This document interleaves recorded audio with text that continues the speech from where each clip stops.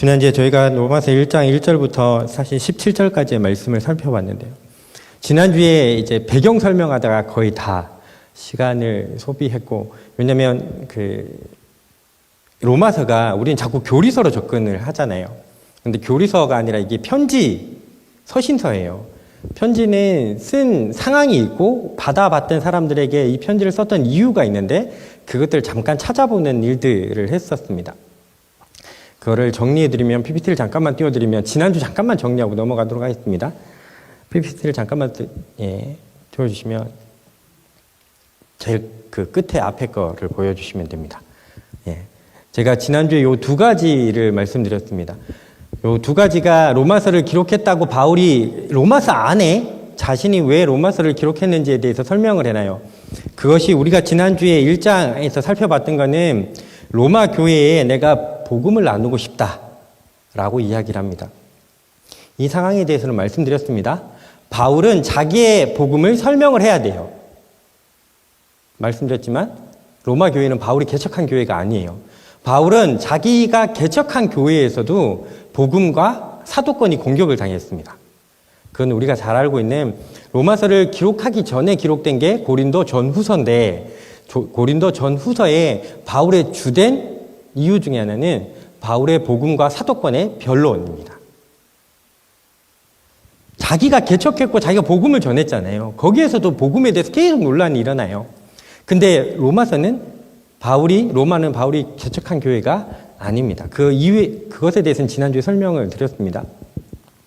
개척한 교회가 아니에요. 그리고 이 교회 안에 바울이 자기의 복음에 대해서 설명을 할 필요가 있었습니다. 이유는 로마 교회의 도움을 받아서 두 번째 나오는 서바나로 가고 싶은 거예요. 스페인으로. 그래서 바울이 원래는 요쪽 고린도가 기점으로 해서 요 지역까지는 안디옥 교회가 도와줬죠. 그래서 모든 전도여행을 3차에 걸쳐서 그 전도여행을 끝나고 난 다음에 항상 어디로 돌아가죠? 안디옥으로 돌아갑니다. 그래서 거기서 다시 충전을 하고 다시 전도여행을 떠나요. 근데 스페인까지, 즉 서바나라고 하는 이 스페인까지 가기에는 여기가 너무 멀어요. 그 중간에서 바울을 도와줄 수 있는 교회가 있었으면 좋겠다라고 바울은 생각했고, 그 교회로서 찍은 곳이 로마 교회입니다. 근데 로마 교회 안에 아까 말씀드렸다시피 바울의 복음을 설명해야 될 이유가 하나가 있고, 또 하나는 로마 교회의 파송을 받고 싶은데 로마 교회 안에 분쟁이 있어요. 그거는 로마서를 읽어가시면 발견하게 된다고 말씀드렸는데, 유대인 그리스도인과 이방인 둘 다 그리스도인인데 하나는 이방인이고 하나는 유대인이에요. 이들 안에 심한 다툼이 있었어요. 그러니까 둘이 분리되어져 있거든요. 둘이 맨날 싸워요. 으르렁거리면서. 이런 교회에 파송을 받기는 힘들잖아요. 맨날 교회가 나눠져. 그래서 바울은 자신의 복음을 전하면서 이 문제를 해결하려고 해요. 이 두 가지가 바울이 이 로마서를 쓴 큰 이유 중에 하나고, 이 이유를 알고 계셔야 로마서를 기록할 때 왜 약간 교리서처럼 설명을 하고 있는지, 그리고 그걸 설명해 가면서 약간은 정신없는 것처럼 왔다 갔다 하는 것을 발견하실 수 있습니다. 읽어보셨으면 나올 겁니다. 그때도 말씀드렸지만 오늘 또 읽었던 16절에서 17절에 나오죠. 복음을 항상 두 부분으로 그러니까 복음을 수여받는 사람을 두 부류로 나눠요. 하나는 유대인이고 하나는 헬라인이다. 그때 통칭해서 유대인과 이방인으로 나누는데 이방인을 통쳐서 헬라인이라고 합니다. 그래서 이 두 사람들에 대해서 이야기를 계속 왔다 갔다 하는 것들을 여러분이 읽으셨으면, 지난주도 저녁 예배 때도 제가 한번 말씀드렸었는데, 로마서는 거짓말 안 하고 최소한 저녁 예배 때보다는 좀 내리도록 하겠습니다. 50독 이상은 하셨을 겁니다. 그죠? 저녁 예배 때는 100독이라고 얘기 드렸어요. 50독 이상은 하셨을 겁니다. 왜냐하면 로마서를 굉장히 강조하기 때문에 읽어는 보셨을 겁니다. 그 정도. 그러면 로마서를 읽어보셨으면 저런 모습이 나타나는 것을 보았을 겁니다. 이방인과 유대인을 계속해서 왔다 갔다 하면서 바울이 하는 이유 중에 하나가 저것을 하나로 합치고 싶고, 그 합치는 도구가 뭐예요? 복음입니다. 여러분, 이것에서 우리가 하나 발견할 수 있는 건, 교회의 모든 문제를 해결할 수 있는 것은 시스템이 있기도 하겠지만 그 무엇보다도 복음이 교회의 문제를 해결합니다. 바울이 그걸 이야기하고 싶어서 이 부분들을 써 나갑니다. 그게 지난주에 우리가 살펴봤던 거고, 잠깐만 하나 넘겨주시면, 지난주에 제가 크게 설명을 해드렸지만 로마서는 이런 모습으로 기록되어 있는 것 같습니다. 말씀드렸지만 이 성경은 모두 다 한정된 것 안에 기록을 해야 되잖아요.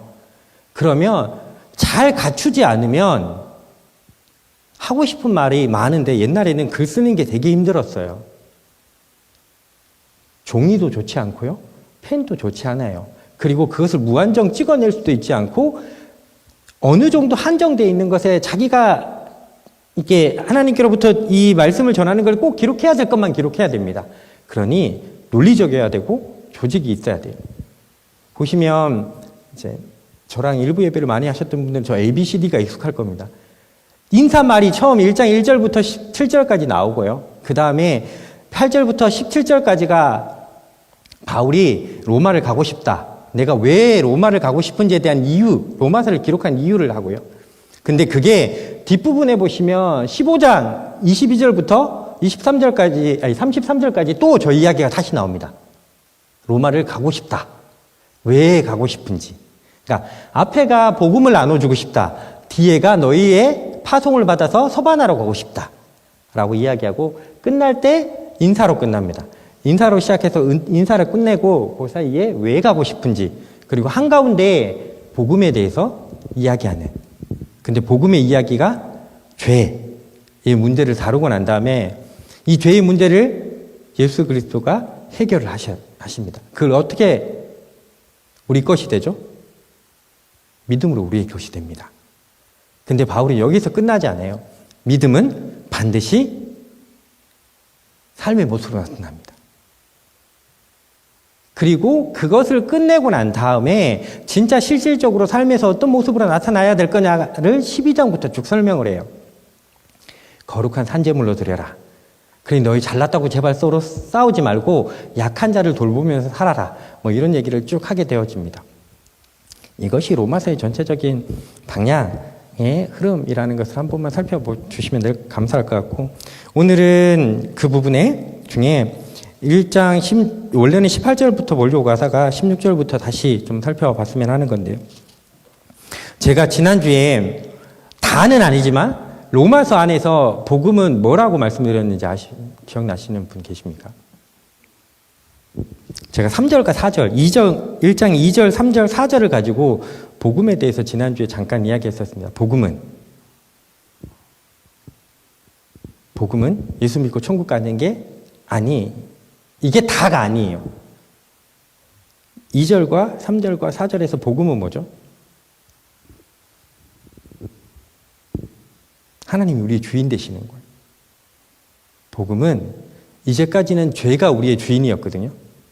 그래서 우리는 죄의 종노릇하며 살았어요. 근데 복음이 이것을 뒤바꿔 놓습니다. 하나님이 우리의 주인 되시도록. 그래서 그것이 2절과 3절과 4절의 말씀이라고 말씀을 드렸습니다. 바울은 처음 시작하면서 복음에 대해서 이미 한번 이야기를 해요. 그리고 하나님께서 이 주인 되시는 것을 다시 설명을 하기 시작하는 게 오늘 읽었던 죄의 문제에서부터 시작한다는 겁니다. 그리고 다시 한번 16절과 17절에 있어서 복음에 대해서 이야기를 합니다. 복음은 뭐죠? 네, 일부 예배는 대답해 주셔야 됩니다. 복음은 뭐죠? 교회인데, 교회에서 복음에 대해서 물어봤는데 복음의 설명을 잘 못합니다. 복음은 17절에서 이렇게 이야기하죠. 복음에는 하나님의 의가 나타나서 믿음에 이르게 하나니 기록된 바 오직 의인은 믿음으로 말미암아 살리라. 복음은 뭐예요? 하나님의 의가 나타나는 거예요. 왜 하나님의 의가 나타나야 되냐면 18절에 보시면 다른 말이 하나 나와요. 하나님의 진노가 나타나요. 여러분, 제가 요한계시록 하면서 이런 말씀을 드린 적이 있습니다. 하나님은 이 땅을 통치하실 때 두 가지의 통치 방법이십니다. 하나는 공의로 통치하시고 하나는 사랑으로 통치하십니다. 공의가 나타나면 심판이고요. 사랑이 나타나면 구원입니다. 이게 같이 가요. 동전의 양면처럼. 그래서 이미 18절에 보시면 하나님의 진노가 이 땅에 나타나요. 여기에서 하나님의 진노가 나타났다라고 얘기할 때 나타나나니라고 얘기하는 현재 진행형이에요. 지금도 하나님의 진노가 계속해서 나타나고 있어요. 근데 그와 동시에 뭐가 나타나죠? 하나님의 의가 나타나요. 그게 복음입니다. 하나님의 의가 나타나서 하나님의 의라고 얘기하는 게 요거는 잠깐만 설명하고 넘어가도록 하겠습니다. 하나님의 의라고 얘기할 때 이 의라고 얘기하는 단어가 사실은 우리가 얘기하는 단어로는 뭐가 있냐면 제일 익숙하신 게 칭의입니다. 익숙하시죠? 법정에서 하나님께서 의롭다고 칭해준다. 근데 이것만 있는 게 아니었어요. 사실은 구약에서 하나님의 의라고 표현되실 때는 관계예요. 하나님과 이스라엘 백성이 언약을 맺거든요. 근데 하나님께서 언제 이들을 의롭다고 해주신지 아십니까? 관계, 이게 어떻게 이해하시면 되냐면, 출애굽할 때 이미 구원을 얻어서 출애굽하죠. 근데 하나님께서 어디서 이 백성하고 언약을 맺으시죠? 시내산에서 맺으십니다. 계약서를 쓰세요. 그게 십계명이에요. 십계명이 해석이 여러 가지가 있잖아요. 두 돌판으로 주시잖아요. 그 두 돌판이 여기에 4계명, 여기에는 나머지 계명이 적혀 있다고 보지 않고요. 왜냐하면 그때 당시에 계약을 할 때 문서 2개를 만들어요. 그래서 하나를 하는 당사자가 갖고 하나를 다른 편이 가져요. 그래서 보통 십계명의 돌판이 2개가 되어지는 겁니다. 하나는 하나님께로부터, 하나는 그 인간. 근데 모세가 이걸 가지고 내려올 때 이스라엘 백성이 그 밑에서 이상한 짓을 하죠. 그랬더니 이 모세가 던져서 깨죠. 이게 언약이 파기되어진 거예요. 이것을 불의하다라고 얘기하는 거예요. 언제 의로운지 아십니까? 하나님과의 관계를 계속해서 지속해서 유지해 갈 때 하나님께서 의롭다고 하십니다. 여러분, 그렇기 때문에 구원받은 이스라엘 백성이 그 이후에 하나님과의 관계를 지속하지 않으면 하나님께서 뭘 하시죠? 계속 심판하십니다. 심판의 끝자락이 역사사 안에서 뭐죠? 팔려가는 거예요. 바벨론으로. 근데 하나님은 그때도 의를 행하십니다. 돌아오는 자가 있어요. 남아있는 자가 있고. 이 칭의가, 제가 이게 로마서를 하다가 여러분에게 좀 어려운 딜레마는 아닌데, 어려운 이제까지 배우셨던 것과 좀 다른 듯한 뉘앙스의 말씀을 드릴 겁니다. 여러분, 칭의에서 가장 맹점은 뭐냐면, 여러분이 믿었다고 하는 순간 여러분은 구원받았다라고 이야기가 되어주는 거죠. 그래서 내가 뭔 짓을 해도 상관없이 구원이 이루어진다고 얘기를 합니다. 근데 언약적인 관계에서 의는 그 계약을 유지하셔야 됩니다. 어렵죠? 그래서 구원은 지금 이루어졌지만 이루어져 가는 겁니다. 바울이 이 2가지를 다 씁니다. 구원은 오늘 이루었어요. 예수 그리스도를 믿음으로. 근데 그 믿음 안에서 쭉 가셔야 됩니다. 그래서 바울도 자기가 여기서 이탈될까 봐 되게 두려워해요. 그래서 표대를 향해서 달려가고 날마다 이루어가는 겁니다. 어려우시죠? 구원이 한번 받으면 의롭게 됐다고 해서 이제 땡 했는데 쟤는 왜 갑자기 이상한 말을 하지? 라고 하는데 로마서를 다시 우리가 살펴가면서 보시게 되겠지만 그 부분이 사실은 이 부분과 같이 가고 있는 것들도 좀 발견하셨으면 좋겠습니다. 하나님의 의는 그렇게 나타납니다. 오늘도 하나님은 그 백성과 관계를 하시고 그 백성 그 관계 안에 머물러 있을 때 의롭게 되어집니다. 그것을 구원받았다라고 이야기합니다. 여러분, 포도나무 그러니까 나무 가지에서 비유해서 보시면 항상 나무는 열매를 맺어요. 그죠? 그리고 그 열매가 좋든지 나쁘든지 합니다. 우리의 인생은 항상 열매를 맺습니다. 근데 죄의 열매를 맺으면 뭘까요? 심판이고요. 의의 열매를 맺으시면 구원입니다. 이건 행위 구원을 얘기하는 게 아니에요. 행위 구원은 하나님의 은혜 없이도 우리가 그것을 해서 얻겠다라고 얘기하지만 복음은 하나님께서 우리를 이런 존재로 바꾸셨다고 얘기해요. 그러니 너희는 그 열매를 맺어야 돼 라고 얘기하는 거예요. 그것이 갈라디아서 5장에 보시면 그 육체의 열매와 성령의 열매가 있는데 그 누구한테 이야기하는지 아십니까? 교회에게다 이야기해요. 믿고 있는데 너희가 육체의 열매를 맺으면 하나님의 나라를 유업으로 못 받아 라고 이야기를 합니다. 근데 의의 열매, 성령의 열매를 맺으면 너희가 하나님의 나라를 유업으로 받아요. 진행형이죠. 여러분, 우리의 구원이 언제 완성될까요? 우리가 주님이 앞에 가든지 주님이 이 땅에 오시든지 그때 구원이 완성되는 겁니다. 근데 오늘 내가 예수 그리스도를 믿으면서 그 믿음 안에서 여러분이 사셨다면 오늘 만약에 죽어도 여러분은 그 구원 안에 있는 겁니다. 근데 내일은 그때 우리의 삶을 살아봐야 하는 것이죠. 그래서 앞으로 진행하면서 이 부분들이 계속 이제 논의가 되어지겠지만 구원은 오늘도 그렇게 이루어가는 것. 그래서 제가 의의를 좀 길게 설명했습니다. 의의가 마치 칭의만 있는 것처럼 계속해서 이야기에 대해서 한 번 믿으면 그 다음에는 어떻게 살아도 상관없다 라는 것처럼 되어진 것은 제가 보기에도 그렇고 꽤 많은 이제 최근에 이제 예전부터 얘기했지만 그 부분에 대해서는 한국의 복음이 어떻게 보면 잘못되어졌을 수도 있다라고 하는 데서 이제 저도 같이 말씀드리는 겁니다. 그 부분도 있다라고 얘기하고 18절부터는 32절까지는 이방인의 죄에 대해서 이야기합니다. 이방인 너희가 얼마나 죄인이었는지 아냐? 아까 말씀드렸잖아요. 지금 로마 교회가 이방인과 유대인이 나눠져서 싸워요. 근데 왜 싸우는지 아십니까? 자기는 맞고 쟤는 틀린 거예요.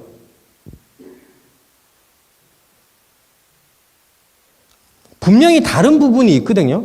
바울은 뭘 먹냐 못 먹느냐 갖고 싸우는 걸 되게 싫어해요. 유대인들은 그거 안 먹으면 돼요. 그 죄예요? 죄 아니거든요. 음식 가려 먹는 게 죄예요? 죄 아니에요. 무엇이든지 다 먹는 게 죄입니까? 죄 아니에요. 근데 서로 상대방을 비난할 때 뭐라고 얘기하는지 아십니까? 잘못됐다고 얘기하는 거예요. 우리의 싸움이 여기서 시작되죠. 여러분, 부부싸움의 시작은 말로 시작하잖아요. 너 틀렸어. 우리는 다름을 틀린 거로 인식을 합니다. 진리 안에서 올바르냐를 구별해야 되는데 지금 있는 그 모습이 이게 올바르냐 아니냐가 아니라 다름인데 이들은 그 다름을 놓고 싸워요. 근데 그걸 가지고 옳고 그름으로 가버립니다. 그래서 바울이 첫 번째 이야기합니다. 왜냐하면 이방인들에게 너희가 옛날에 어땠는지 기억해봐. 죄인이었잖아. 여러분, 지금 우리의 은혜가 있는 게 우리의 과거에 비해서 어떻게 됐는지를 기억 못하면 우리는 항상 자기가 잘났다고 생각합니다. 어제도 우리가 예수를 알기 전에 개차반이었는데 은혜로 구원하셨잖아요. 잊어버리면요. 여러분이 배웠던 예수님이 비유로 얘기하셨던 빚진 자의 비유 아시죠? 1만 달란트 빚졌던 애가 하나님께서부터 구원을 얻었는데 나가가지고 자기한테 조금 빚진 애한테 멱살 잡죠. 그리고 내놓으라고. 근데 이것도 신기하게 잘 보시면 구원을 받아요. 그죠? 청산을 받잖아요. 빚. 근데 나갔어요. 나가서 자기보다 못한 애를 자꾸 흔들어갖고 내놓으라고 해요. 그때는 다시 뭐라고 해야죠? 주인이 잡아옵니다. 취소돼요.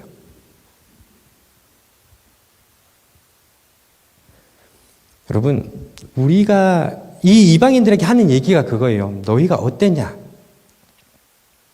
거기서 은혜를 받아서 구원을 입었잖아. 요까지는 상태만 이야기합니다. 옛날에 너희 이랬잖아.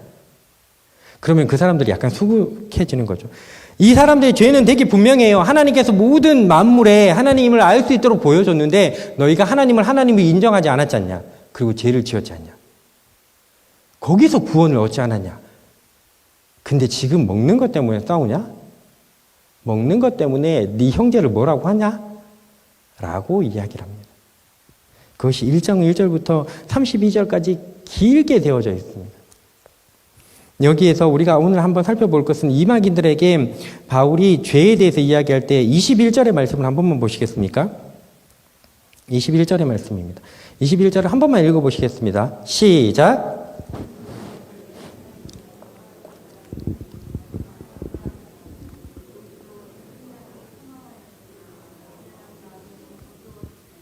네, 그 말씀을 한 번만 기억하시고 28절의 말씀을 한 번만 읽도록 하시겠습니다. 28절이요. 시작!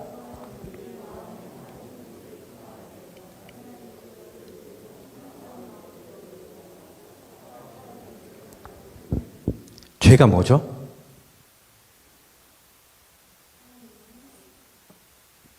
하나님을 알되 하나님을 영화롭게도 아니하고 감사하지도 아니하고 그 생각이 허망해지는 거예요. 그리고 그렇게 살아요. 근데 그것을 28절에서는 다른 말로 얘기해요. 그 마음에 하나님 두기를 싫어해요. 그래서 그들이 어떻게 행동하냐면 합당하지 못한 일을 해요. 여러분, 요한은 복음을 뭐라고 얘기하냐면 예수 그리스도를 영접하는 걸로 이야기합니다. 아는 것이, 즉 지식으로 돌리는 것이 아니라 이 지식이 있어야 돼요. 그래야 알 수 있으니까. 그래서 복음은 전달되어지는 거예요. 근데 그 다음에 더 중요한 게 뭐죠? 받아들이는 겁니다. 내 마음에. 뭘로? 주인으로. 그러면 그 삶이 어떻게 돼요? 하나님을 반대로 뒤집으시면 됩니다. 하나님을 21절의 표현대로 하면 하나님을 영화롭게 하고 감사하게 해서 생각이 올바라집니다. 그리고 그래서 올바른 행동이 나와요. 열매 맺는 거죠. 이게 복음입니다. 복음은 오늘도 주님을 알고 그분을 모셔드리는 겁니다. 그리고 그분이 우리의 주인 자리에 앉게 하시면 우리가 변화되어져서 그 생각을 하고 그렇게 살아가는 것입니다. 그 열매가 맺혀지는 것. 그래서 항상 이 모든 삶에 보시면 너희는 하나님을 인정하지 않아서 하나님을 올바르게 하지 않아서 너희는 어떤 행동을 했어 이렇게 얘기합니다. 그게 23절에 보시면 썩어지지 않은 동물의 형상을 만들고 거기에다 우상 숭배를 해요. 그게 하나님이다 라고 이야기를 하고 25절에 그 비슷한 말을 또 시작합니다. 그렇게 행동했어 라고 얘기하고 26절 넘어가서 27절 28절 넘어가서 보시면 이번에는 진짜 그들의 삶 안에서 실질적으로 또 나타났던 것. 그때 로마사에서는 동성애가 되게 그냥 판이하게 이루어졌거든요. 성적 타락이 일어났어요. 바울이 그들이 하나님을 영접하지 않은 것, 예수님을 주인으로 인정하지 않으면서 너희 삶에 뭐가 나타났는지를 보여줍니다. 하나님이 만든 걸 순리대로 쓰지 않고 영리대로 쓰지 않았냐.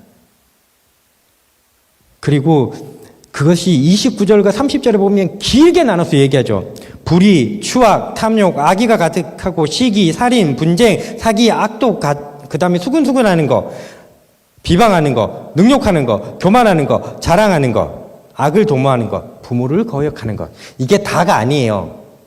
바울이 쓰면서 쭉 쓰다가 이 정도 그냥 하고 언급을 멈춘 거예요.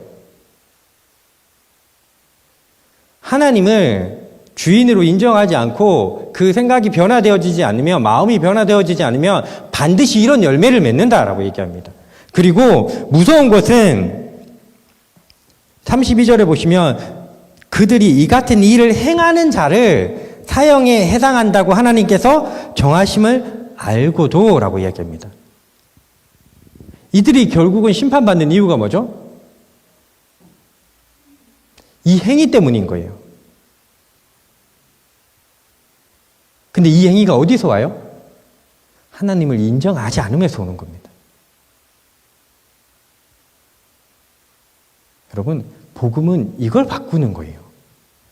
그러니 복음은 우리가 주님을 받아들였을 때 우리의 삶이 바뀌는 거예요. 아무도 아멘 안 하시네요. 어려운 것 같으십니까? 이제 다음 주부터는 2장에 넘어가서 율법에 대해서 이야기하죠. 마치 율법을 다 이루어야 된다고 얘기하는 것 같습니까? 걱정하지 마십시오. 예수님께서 그렇게 얘기합니다. 내가 율법을 다 이루었다.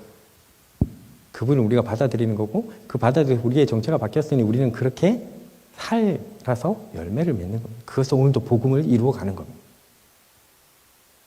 근데 아까도 말씀드렸잖아요. 칭의, 의롭게 되어졌다, 칭해졌으니 모든 것이 끝났다. 한 번 받은 구원은 영원한 구원이다. 그러니 오늘 내가 막 살아도 괜찮다. 이렇게 생각하시는 분은 없을 겁니다. 막 살아도 된다. 다들 의롭게 살아도 된다라고 얘기합니다. 실질적으로 그런데 나에게 중요한 선택의 순간이 왔을 때 여러분 무엇을 기준으로 그걸 선택하냐 보시면 됩니다.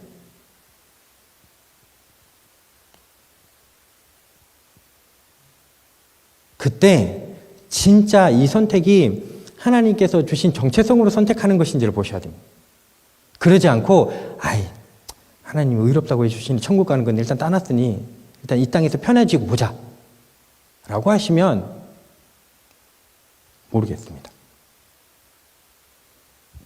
이들이 왜 심판을 받냐? 하나님을 인정하지 않으니 그대 삶에 이런 열매가 맺혔고 이 열매로 인해서 너희는 심판받는 거야 라고 얘기합니다. 그리고 복음은 우리가 온전한 열매를 맺을 수 있게 우리를 바꿔놓은, 그게 오늘 이야기 단순하죠? 죄는 하나님을 하나님으로 인정하지 않으니 우리의 삶이 그렇게 되어져 버린 겁니다. 근데 오늘 우리가 하나님을 하나님으로 인정한다고 하는데 우리의 삶의 열매가 죄의 열매를 맺고 있다면 그것은 나중에 갈라디아서를 꼭 읽어보십시오. 하나님의 나라를 유업으로 받지 못한다라고 이야기해요.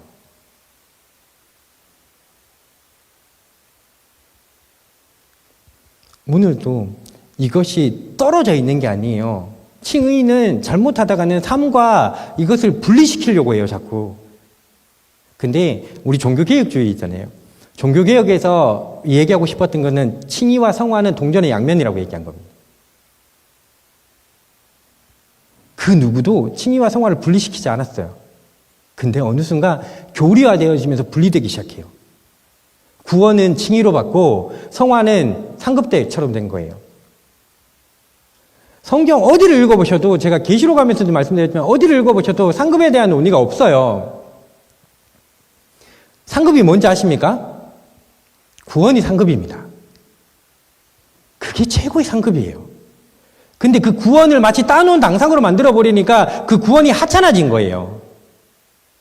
그러니 그 구원 대신 뭔가 다른 걸 이야기해야 되잖아요. 그러면서 나오는 것이 상급인 거예요. 구원이 우리에게 주는 최고의 상급이에요. 하나님 나라에 어디 강남이 있고 강북이 있겠습니까? 노른자위 땅이 있고 저기 진흙 땅이 어디 있어요? 하나님 나라인데. 우리에게 오늘도 최고로 주신 것은 예수 그리스도를 통해서 주시는 그것은 구원의 은혜입니다. 오늘도 그 구원의 은혜를 경험하지 못하시면 저는 되게 비참한 삶이라고 생각되어집니다.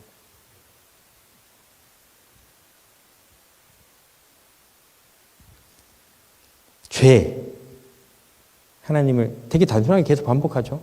하나님을 하나님으로 인정하지 않고 그분을 내 삶에, 내 마음에 모셔드리지 않는 거예요. 내 주인의 자리에. 그러니 당연히 그런 삶이 맺힐 겁니다.